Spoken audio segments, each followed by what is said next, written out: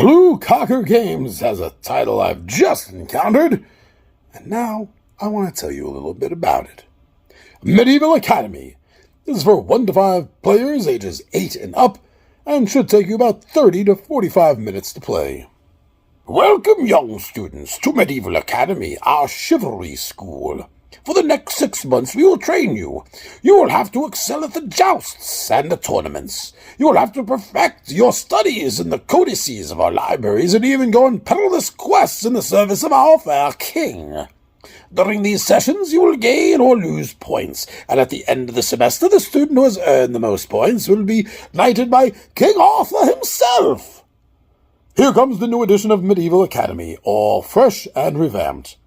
Medieval Academy is a fast, dynamic family game. It is a simple card game with very intuitive rules. When you play a red 3 card, you move 3 spaces on the red track. The core of the game is the drafting of the cards between the players. Choices have to be made at each turn. The gameplay is fluid as everyone plays at the same time, and it is very interactive. The depth of the gameplay comes from thoughtfully timing and risk-taking in each round versus long-term planning for the whole game in general. The back of the board offers another version, more strategic and challenging for experienced players. There is also a solo mode offering different levels of difficulty. It is a game in which players will moan and grump about fate, the other players, and, well, the world in general. There you go from the publisher themselves. That was their description of the game. Blue Cocker wanted everyone to know about their title. And being a fan of Dungeons and Dragons and my earliest memories of fantasy stuff is learning about King Arthur and the Knights of the Round Table and jousts. Yeah, things like this, generally speaking, are on my radar to begin with. Now, this is a little younger of a game than I usually review, but I think that speaks about how much this game has caught my attention. And there are some of you out there that have kids or grandkids that you may be looking to introduce into some more medieval-style games, because medieval games is a great stepping stone, gateway to fantasy games. So the idea that you're taking your players, most likely kids, and you're teaching them about being knights, training to be knights. I think that's a great idea. Again, like I just said, I cut my teeth on this as a child, so it means a lot to me. The idea, the concept of passing this along to other kids, letting them learn about the whole concept of knights and chivalry, I think that's a great thing, and there needs to be more of it in the world. A lot of board games, even the better ones, even some of your favorites, I bet, may, at times, suffer from the same problem, and that's player downtime. It happens. We get used to it. It's more prevalent nowadays, I think, when people have cell phones, can take them out and start looking up things and getting their head out of the game, but still, player downtime has always been a problem.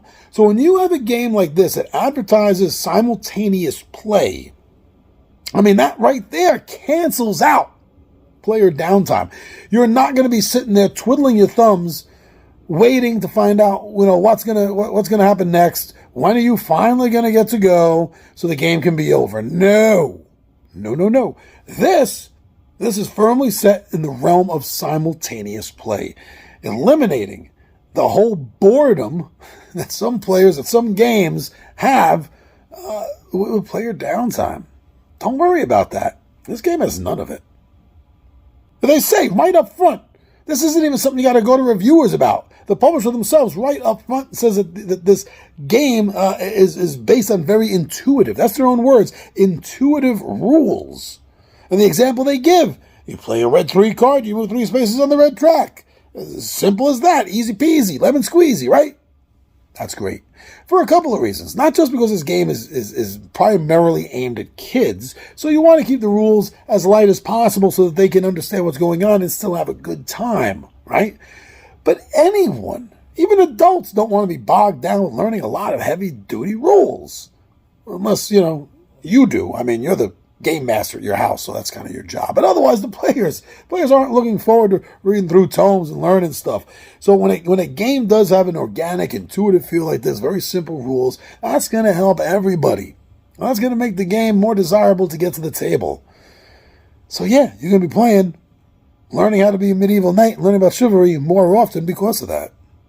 Now, I don't get the feeling at all from anything I've seen from the publisher, from anything I've seen from reviewers at all, that just because these rules are rather easy to learn, that the gameplay itself is easy. There is a bit of strategy involved in this. It's not all just red light, go, red light, green light, 1, 2, 3. There is going to be decision making. There's going to be planning involved depending on what you have in hand and what you need to get done at the moment. So that's good. It's geared with easy rules, but with some heavier strategy than you would expect from such easy rules. That's a great combination right there. I'm also seeing that the game has a tutorial training category. Wow. That's great. I've seen things like this in other games, primarily in the concept of don't read the rules, start playing the game, because as you play the game, the rules are explained to you kind of style. And this gives me that feel that that's kind of like what this means maybe. Or it's just, an episode 0, so to speak, in the campaign of the game that in itself is the one tutorial that you're going to need. But it's still kind of the same.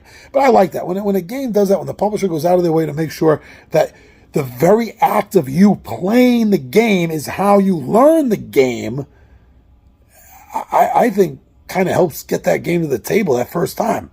Sometimes that's the toughest obstacle to get over, is getting a new game to the table the first time, having to learn new rules, new setups and everything. And anything that can help get you over that is going to help get the game to the table quicker, and if it's worth it, more often. I'm liking the art that I see in the game. I'm liking the way that they have put the thing together as far as opening this up to kids. Help them learn about chivalry and knights and everything like that. I mean, the artwork for me is, honestly, a little kiddie for me, but I still enjoy it. It's good artwork. There's nothing wrong with it. It looks nice. The colors are good. The pen line is great. The characterization, it looks fun. It definitely looks fun. It catches your attention. I think that's the number one thing any game publisher really wants from the art on the cover box. It has to grab your attention, because usually it's fighting for your eyes with everything else on a shelf at some gaming store. So they did a good job with that. The art on the box, the art on the game, the art on the game board itself is all very good art, very fun art. It's something that the kids are going to like. I think it's something that's going to be good for families as well. Yeah. Go get your own information, right? You don't want to be influenced. I don't want anyone influenced. I want everyone informed. So go get some more information. If anything I've said here, if any of the pictures that you've seen here grab your attention like this has grabbed my attention, go get some more information. And you know what? Watch a playthrough. Best way to learn whether you and your buddies potentially are going to like a game. So much better than some disembodied voice or floating head influencing you on what they want you to think. Watch some playthroughs, get your own information. And when you come back here and let us know what you think of Medieval Academy.